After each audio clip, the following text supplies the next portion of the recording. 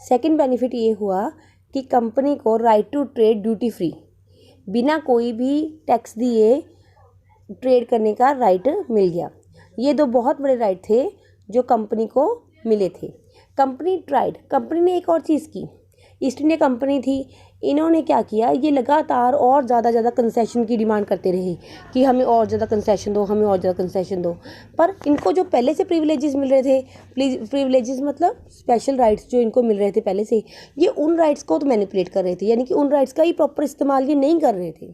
कि औरंगजेब के फरमान के अकॉर्डिंग कि कंपनी को, ऑफिशियल ईस्ट इंडिया कंपनी को ही ट्रेड करने का राइट था ड्यूटी फ्री, पर कंपनी के जो ऑफिसर्स थे वो अपना पर्सनल ट्रेड भी करने लगे बिना कोई भी ट्रेड ड्यूटी दिए। तो ये उनको मिले हुए राइट्स को मैनिपुलेट करने वाली बात ही थी, और वो मना करते थे कि हम अपना पर्सनल ट्रेड के लिए भी कोई भी पेमेंट नहीं देंगे। इसकी वजह से बंगाल में बहुत ज़्यादा लॉसेस हुए, रेवेन्यू लॉस बहुत ज़्यादा हो गया बंगाल में। और बंगाल के जो उस टाइम के नवाब थे मुर्शिद कुली खान, उनको ये बात बिल्कुल भी अच्छी नहीं लगी। वो इस बात के लिए क्यों प्रोटेस्ट ना करते, क्योंकि उनके सोर्सेज कम हो रहे थे। ठीक है, तो यहाँ पे हमने इस पैराग्राफ में क्या पढ़ लिया, इस पेज में हमने ये पढ़ा कि ईस्ट इंडिया कंपनी ने बंगाल में ट्रेड स्टार्ट किया, यहाँ पे अपनी फैक्ट्रीज बनाई, यहाँ पे आके उन्होंने अपने वेयर हाउसेस थे यहाँ पे उनके, और यहाँ पे उन्होंने फोर्टिफिकेशन करी। उसके बाद इन्होंने कैलकाटा के साथ साथ और 2 विलेजेस की ज़मींदारी के राइट्स ले लिए। फिर इसके बाद इन्होंने राइट टू ट्रेड ले लिया, ड्यूटी फ्री ट्रेड करने का राइट ले लिया। उसके बाद नेक्स्ट पेज पे चलते हैं, how trade led to battles. इसमें क्या है, देखो, through the early 18th century the conflict between the company and the nawab of Bengal intensified. कहते देखो, जैसे जैसे कॉन्फ्लिक्ट, झगड़े बढ़ रहे थे बंगाल के नवाब के बीच में और ईस्ट इंडिया कंपनी के ऑफिसर्स के बीच में, झगड़े लगातार बढ़ रहे थे। औरंगजेब की डेथ के बाद जो बंगाल का नवाब था उसने अपने आप को ही, जैसे मैंने आपको फर्स्ट पेज में भी बताया था कि औरंगजेब की डेथ के बाद बहुत से रूलर्स ने अपने आप को पावरफुल बना लिया था और खुद ही ऑटोनॉमी ले ली। मतलब ऑटोनॉमी होता है कि स्वराज, कि अपने आप को ही वहाँ का बंगाल का जैसे कि किंग नवाब मुकर्रर कर लेना कि अब से मैं ही बंगाल को देखूंगा। ठीक है, कहते other regional powers were doing, जो उस टाइम की सारी रीजनल पावर्स यही कर रही थी। तो मुर्शिद कुली खान ने के बाद वहाँ का बंगाल का नवाब कौन था, अलीवर्दी खान, और उसके बाद था सिराजुद्दौला। ये बंगाल के नवाब्स के नेम है, ये आपको लर्न करने हैं। ये सारे ही स्ट्रॉन्ग रूलर थे। इन्होंने अब रिफ्यूज़ कर दिया, मना कर दिया कि कंपनी के ऑफिसर्स को, ईस्ट इंडिया कंपनी को कहा कि हम आपको कोई भी कंसेशंस नहीं देंगे, कंसेशंस मतलब छूट। और इन्होंने कंपनी के ऑफिसर्स को कहा कि आप हमें ट्रिब्यूट दो, आपने अगर ट्रेड करना है तो हमें उसकी मनी दो। और इन्होंने ये भी मना कर दिया कंपनी के ऑफिसर्स को कि आप किसी भी तरह के कोई भी कॉइन्स नहीं बना सकते, और साफ मना कर दिया कि कंपनी के ऑफिसर्स बंगाल में कोई भी फोर्टिफिकेशन नहीं कर सकते, किलाबंदी नहीं कर सकते। देखो, ये सारे राइट्स वो इसलिए इस्तेमाल कर रहे थे क्योंकि उनको मुग़ल एम्परर से फरमान मिला था। अब जबकि औरंगजेब की डेथ हो चुकी, तो बंगाल ने अपने आप को क्या किया, पावरफुल कर लिया, और अब बंगाल के जो नवाब हैं वो कंपनी को मना कर रहे हैं इन सब चीज़ों के लिए।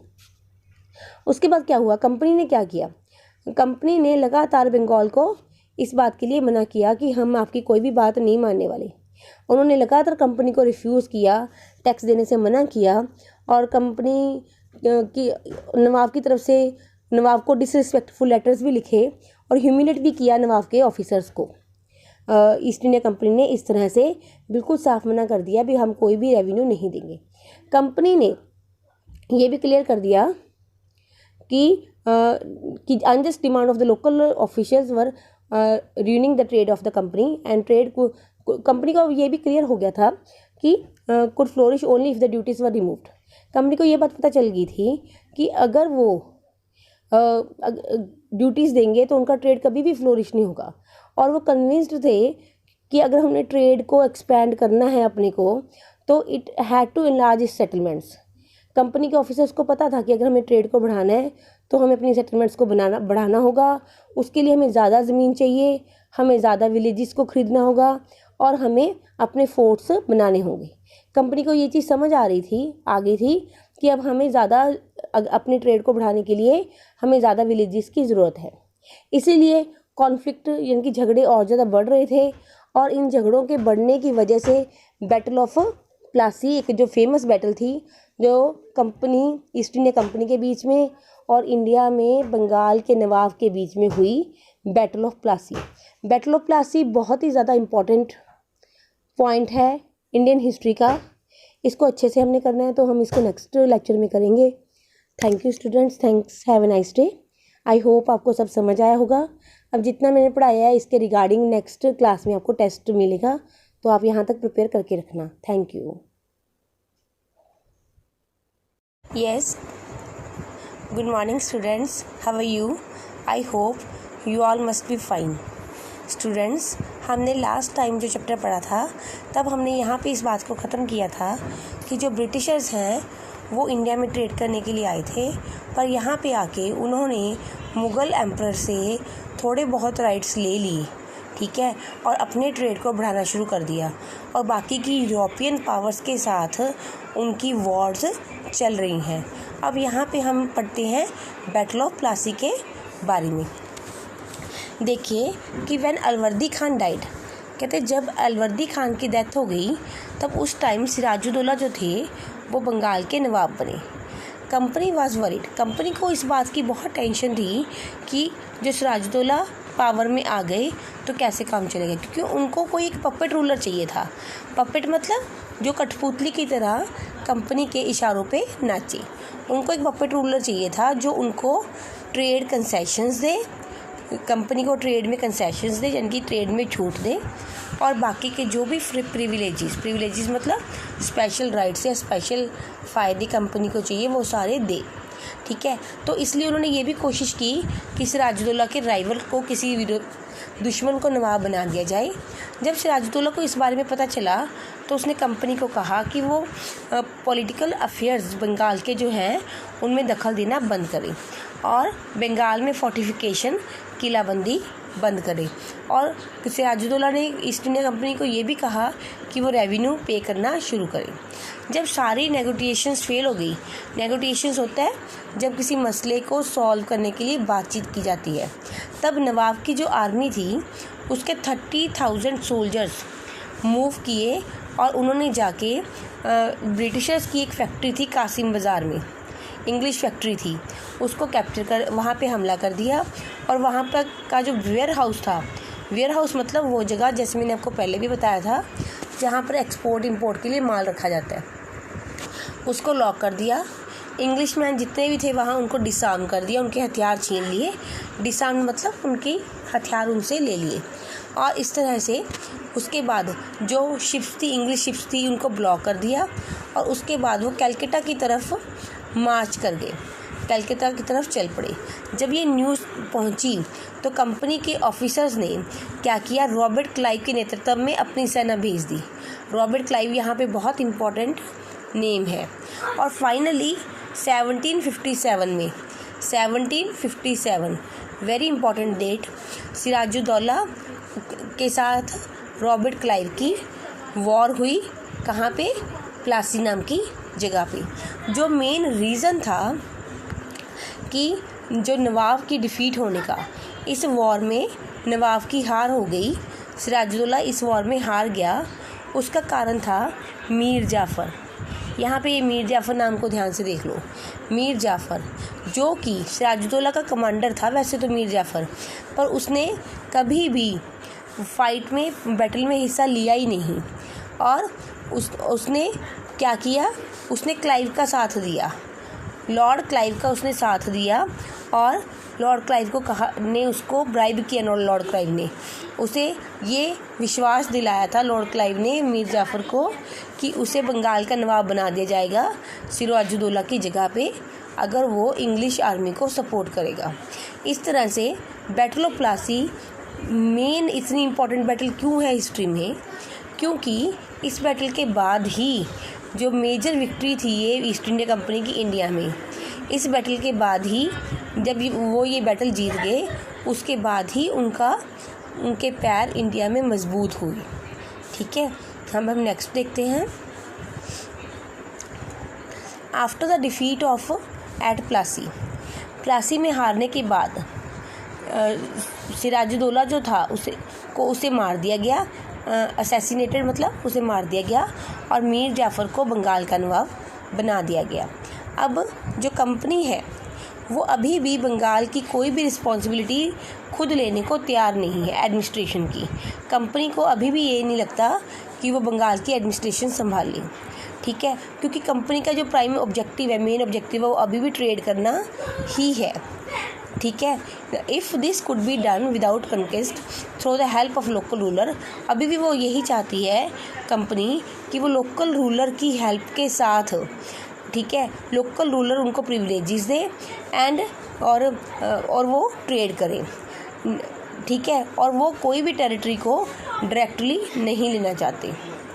Soon the company discovered that this was rather difficult, पर धीरे धीरे कंपनी को एहसास हुआ कि ये तो बहुत मुश्किल है, क्योंकि जो पप्पट नवाब है, अब जैसे कि मीर जाफ़र जो है वो एक तरह का पप्पट नवाब है, क्योंकि उसे कंपनी ने खुद एस्टेब्लिश किया है बंगाल में, तो वो भी हमेशा कंपनी के लिए हेल्पफुल नहीं रहते, ठीक है।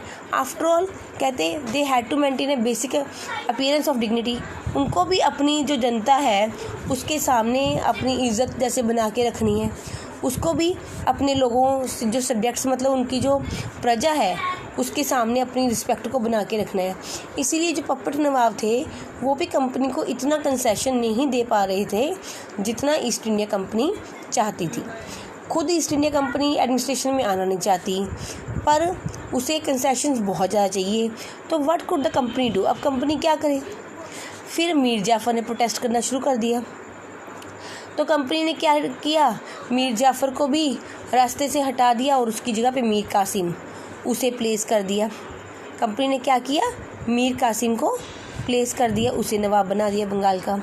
जब मीर कासिम ने कंप्लेंट की कि वो इतने कंसेशंस नहीं दे सकता, तब क्या हुआ, एक दूसरी मेजर बैटल हुई, जिस बैटल का नाम है बैटल ऑफ बक्सर। ये देखिए बैटल ऑफ बक्सर हुई 1764 में। ये भी आपको लर्न करना है कि बैटल ऑफ बक्सर कब हुई। बैटल ऑफ बक्सर हुई 1764 में। किसके बीच में हुई, मीर कासिम के बीच में हुई और ईस्ट इंडिया कंपनी के बीच में हुई, ठीक है। जब बैटल ऑफ बक्सर हुई उसके बाद ब्रिटिशर्स ने, ईस्ट इंडिया कंपनी ने फिर से मीर जाफ़र को ही रीइंस्टॉल कर दिया, बंगाल का नवाब फिर से मीर जाफ़र को ही बना दिया, और इस टाइम मीर जाफ़र से 5 लाख रुपीज़ एवरी मंथ उन्होंने लिए। But company wanted more money to finance its war, पर कंपनी कहती है अब मुझे और भी ज़्यादा पैसा चाहिए, क्योंकि मैंने अपने इतने पैसे वॉर्स लड़ाइयाँ लड़ने में लगा दिए हैं। एंड कंपनी कहती है कि मुझे ट्रेड करने के लिए, अपने एक्सपेंसेस को पूरा करने के लिए और मनी चाहिए। तो by the time Mir Jafar died in 1765, उस टाइम तक मीर जाफ़र की डेथ हो गई थी 1765 तक, और कंपनी का तब मूड चेंज हो गया। तब कंपनी ने देखा कि पप्पट नवाब्स के साथ कोई काम खास चल नहीं रहा। तब क्लाइव ने डिक्लेयर किया कि we must indeed becomes nawab ourself. तब कंपनी के ऑफिसर्स को लगा कि अब नवाब का काम हमें खुद ही करना पड़ेगा।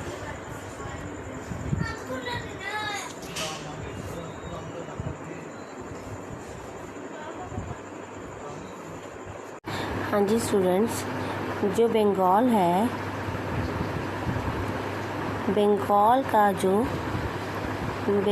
का जो नवाब है वो है अली वर्दी खान, जिसकी डेथ हो जाती है 1756 में। उसके बाद बंगाल का नवाब बनता है सिराजुद्दौला, ठीक है। जो सिराजुद्दौला है वो, और इधर है ईस्ट इंडिया कंपनी।